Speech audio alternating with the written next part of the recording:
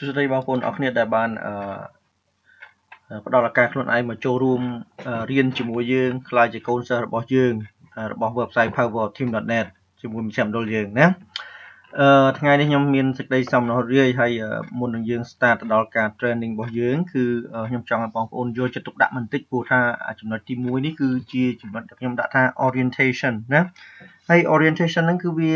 មានតួនាទីសំខាន់មែនទែនដែលវានឹងបង្ហាញពីគោលបំណងច្បាស់លាស់ថាតើ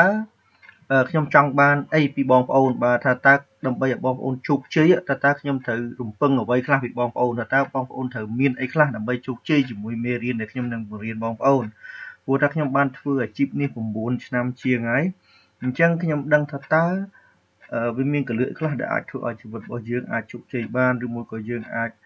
សម្រាប់គោលដៅរបស់យើងជាមួយអាជីពមួយនេះបានណាអញ្ចឹងខ្ញុំចង់ឲ្យបងប្អូនយកចិត្តទុកដាក់បន្តិចដើម្បីឲ្យបងប្អូនទាំងអស់គ្នាហ្នឹងក៏អាចសម្រេចគោលដៅដូចជាខ្ញុំបានដែរអូខេអញ្ចឹងខ្ញុំសូមធ្វើការណែនាំចំណុចទី1គឺទាក់ទិននឹងសាលាណាសាលាបើកបម្រើជូនបងប្អូនពីថ្ងៃពុធរហូតដល់ថ្ងៃអាទិត្យណាអញ្ចឹងបើថាយើងបិទថ្ងៃច័ន្ទយើងបិទថ្ងៃអង្គារសាលាបើកពុធពហុសុក្រសៅរ៍អាទិត្យណាហើយនៅក្នុងកំឡុងថ្ងៃទាំង5ថ្ងៃដែលយើងបើកហ្នឹងគឺបើសិនជាបងប្អូនមានចម្ងល់អីគឺបងប្អូនអាចមកសួរសាលាបានគ្រប់ពេលទាំងអស់ពីម៉ោង9ដល់ម៉ោង6ក៏ប៉ុន្តែពីម៉ោង2:10ដល់ម៉ោង2អាសៀលគឺអត់មានអ្នកណា support យើងទេយើងអាចមកសាលាបានតែគ្រាន់តែអត់មានគ្រូ support ព្រោះតែគ្រូគេទុកម៉ោងហ្នឹងហូបបាយអញ្ចឹង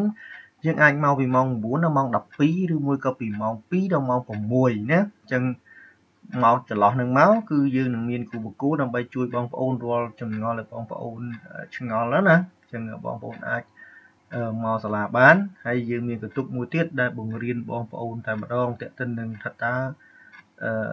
orientation នឹងមិនអីចឹងទៅបើថានិយាយដូចខ្ញុំនិយាយក្នុងវីដេអូនឹងអញ្ចឹងគេលោថាវាមានមេរៀនខ្លះ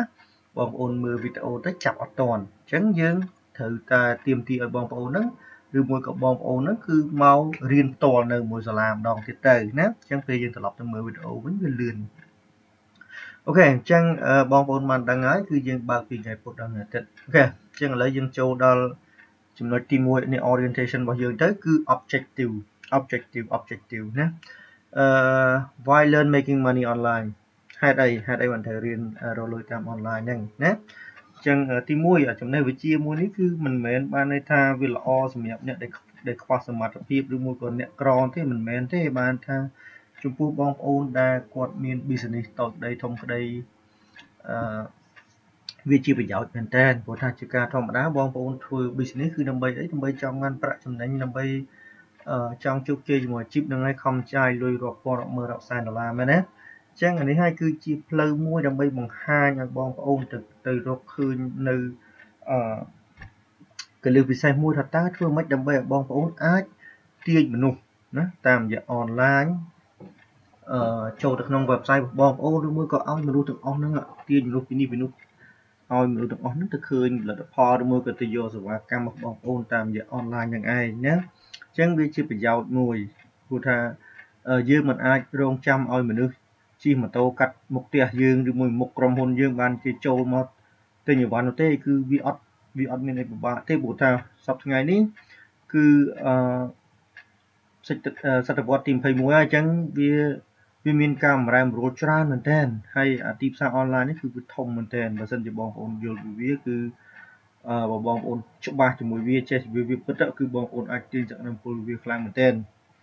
ហើយមួយទៀតហេតុអីបានត្រូវចាំបាច់រៀនរកចំណូលតាមអនឡាញនេះព្រោះថាចំពោះអ្នកដែលគាត់អត់មានឱកាសvàថា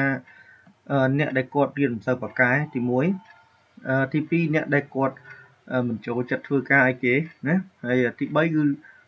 បុគ្គលដែលមិនមានសមត្ថភាពថាមិនដែលគិតថាខ្លួនឯងអាចនឹងមានឱកាសថ្ងៃណាមួយដែលអាចសាងប្រាក់ចំណូលរាប់ពាន់ដុល្លារបានទេព្រោះថាអីខ្លួនក្រីក្រខ្លួនអត់មានដើមទុនទៅបើក business ឬមួយអីណាអញ្ចឹងចំពោះអ្នកដែល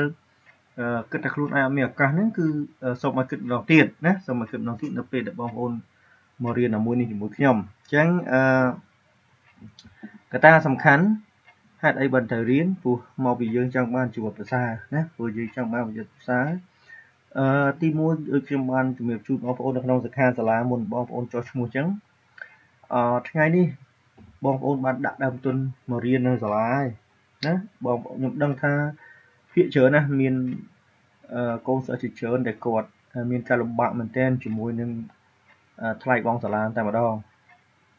ទោះបីជាវាមិនថ្លៃក៏ប៉ុន្តែចំពោះអ្នកគ្នាដែលអត់គឺវាមានការលំបាកមែនទែនណាអញ្ចឹងថ្ងៃនេះខ្ញុំចង់ឲ្យបងប្អូនកុំចោលលុយបងប្អូនអសោះបើចូលជាបងប្អូនចុះឈ្មោះចូលរៀនជាកូនសិស្សហើយខ្ញុំចង់បងប្អូនប្រើលុយនេះមកបង្កើតចំណេះមួយជាប្រយោជន៍សម្រាប់ជីវិតបងប្អូនទៅថ្ងៃអនាគតខ្ញុំដឹងថាមូលហេតុដែលបងប្អូនយកលុយមកបង់នៅសាលានេះព្រោះបងប្អូនស្រឡាញ់ភាពជោគជ័យហើយព្រោះបងប្អូនចង់បានជីវិតប្រសើរហើយមែនទេអញ្ចឹងថ្ងៃនេះចង់ឲ្យបងប្អូនយល់មួយថាមករៀននៅទីនេះបើបងប្អូនគ្រាន់តែចង់បានលុយទៅមួយមុខរៀនអត់ជោគជ័យទេរៀនអត់ទៅមុខទេណាបងប្អូនគ្រាន់តែមករៀនដើម្បីចង់បានលុយទៅមួយមុខបងប្អូនរៀនតែពី3ខែបាន1រៀល2រៀលគឺបងប្អូនដេកផ្ទះហើយបងប្អូនលែងរវល់ហើយក៏ប៉ុន្តែបើសិនជាបងប្អូនមករៀននៅទីនេះពួកបងប្អូនចង់បានអ្វីមួយដែលប្រសើរជាងលុយអានោះបងប្អូនជោគជ័យប្រកបអានោះបងប្អូនអាចតស៊ូទ្រាំនៅជាមួយសាលាបានណាអូខេអញ្ចឹងចង់ឲ្យបងប្អូនយល់មិនទិញទួទេវាអត់មានអីចុចបាច់ចេញ$1000បានទេអញ្ចឹងអានេះវាទាមទារឲ្យយើងរៀនហើយអនុវត្តជាប្រចាំតែម្ដងមិនអនុវត្តធម្មតាទេណាអនុវត្តជាប្រចាំអញ្ចឹងវាអត់មានការលំបាកអីទេគ្រាន់តែយើងត្រូវរៀនហើយត្រូវយកចិត្តទុកដាក់ហើយគ្រាន់តែអនុវត្តណាហើយអនុវត្តហ្នឹងពាក្យអនុវត្តបានន័យថាជាប្រចាំហ្នឹងគឺមួយអាទិត្យអន់ណាស់5ថ្ងៃហើយមួយថ្ងៃហ្នឹងមិនបាច់ច្រើនទេអាចនិយាយថាបើបងប្អូនទនេច្រើន3ម៉ោង4ម៉ោងអត់សូវទនេ1ម៉ោង2ម៉ោងឬមួយក៏កន្លះម៉ោងឬមួយក៏20នាទីក៏ខ្ញុំសប្បាយចិត្តដែរក៏ប៉ុន្តែបងប្អូនត្រូវតែអនុវត្តឲ្យខ្ជាប់ខ្ជួនអន់ណាស់ដូចខ្ញុំនិយាយអញ្ចឹងកន្លះម៉ោង1ម៉ោងទៅបើរវល់ខ្លាំងហើយខ្ញុំជឿជាក់ថាបើសិនជាបងប្អូនចង់បានអ្វីមួយដែលប្រសើរ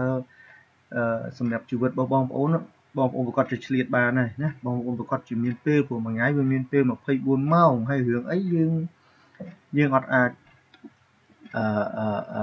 ឆ្លៀតប៉ុណ្ណឹងបានមែនទេអញ្ចឹងនេះហើយគឺជាអ្វីដែលខ្ញុំចង់បញ្យល់បងប្អូនថាបើសិនជាបងប្អូនចង់ជោគជ័យទីនេះគឺរៀនព្យាយាមគិតដូចថាមករៀនទីនេះព្រោះចង់បានអ្វីមួយភាសាជាងលុយហើយគឺខ្ញុំមានគោលច្បាស់លាស់ហើយវាអាចជាអីវាអាចនឹងចង់បានអ្វីដែលភាសាជាងលុយវាអាចនឹងជាជីវិតប្រសើរវាអាចនឹងជាពេលវេលាណាវាអាចនឹងជាមានអ្នកខ្លះគាត់និយាយថាគាត់មករៀនគឺដើម្បីចង់ធ្វើឲ្យអ្នកដែលគាត់ស្រឡាញ់នោះមានជីវិតប្រសើរទៅវិញណាអញ្ចឹងអានេះហើយដែលជាមូលហេតុធ្វើឲ្យគាត់អាចជោគជ័យបាននៅទីនេះអញ្ចឹងអត់មានអីទៀតទេហើយវីដេអូទី2យើងនឹងនិយាយជាមួយគ្នាថាតើយើងហេតុអីបានគួរតែមើលវីដេអូរបស់សាលាណា